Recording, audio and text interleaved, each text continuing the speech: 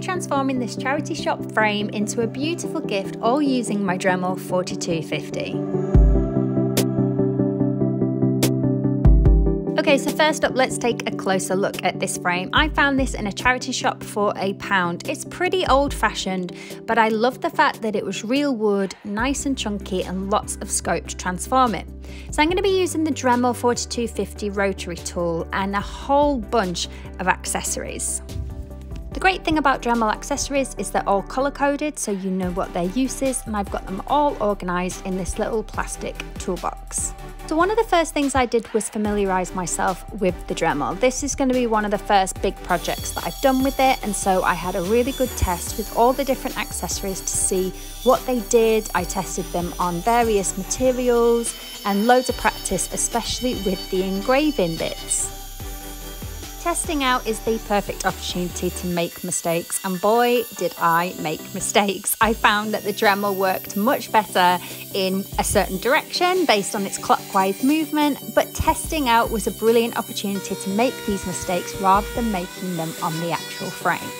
One of the accessories it took me a while to get the hang of was the router. I even caused a bit of smoke at one point, but once I got the hang of it, I was really confident that I would be able to use it on the frame to create some really beautiful edges.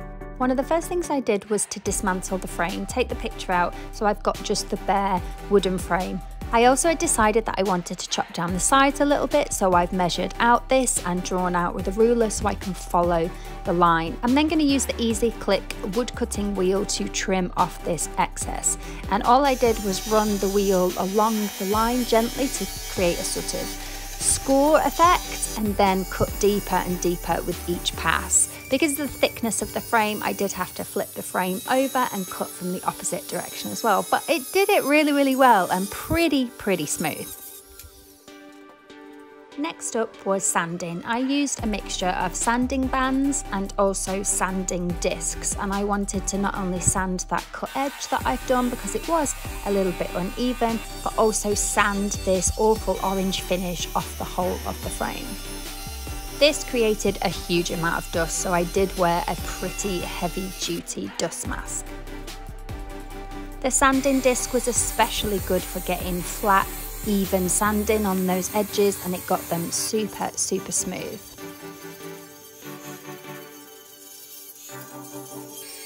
I also used some flexible sanding buffs to get right into the corner of the frame and get rid of that awful orange varnish. These also have the Easy Click system, so you can literally pop them on and off so quickly.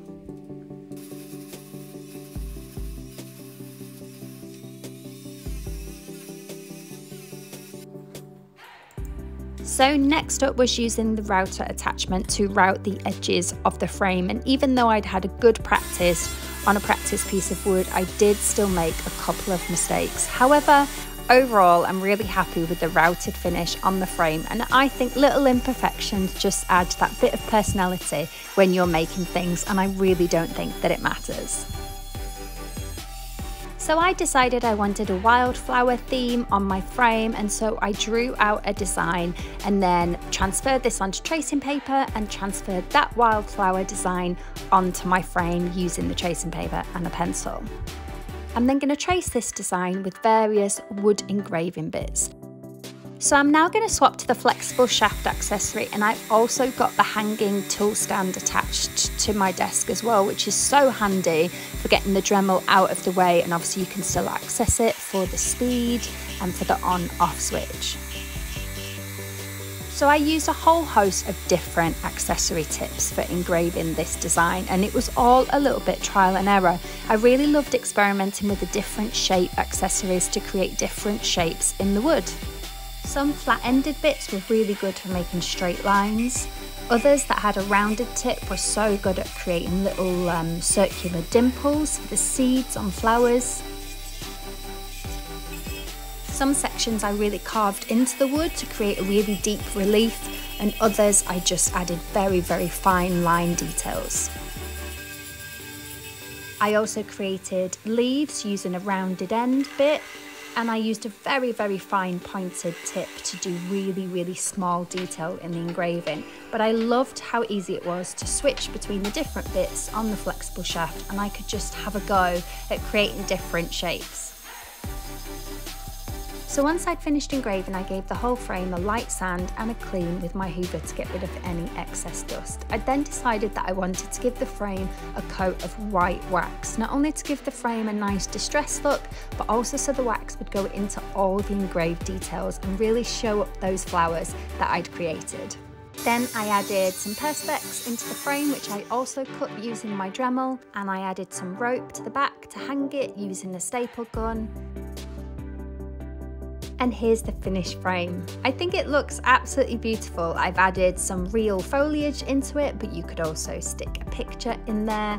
But I think it's a pretty amazing transformation from £1 frame to, I think, what would be a really beautiful gift to give someone. And also those little imperfections, including the little router burn that I created, are there in the frame, and that makes it even more special, I think. I'd love to know what you think of my project in the comments, and of course give the video a big thumbs up if you enjoyed it. And thanks so much for watching. I can't wait to do more DIY projects with my Dremel.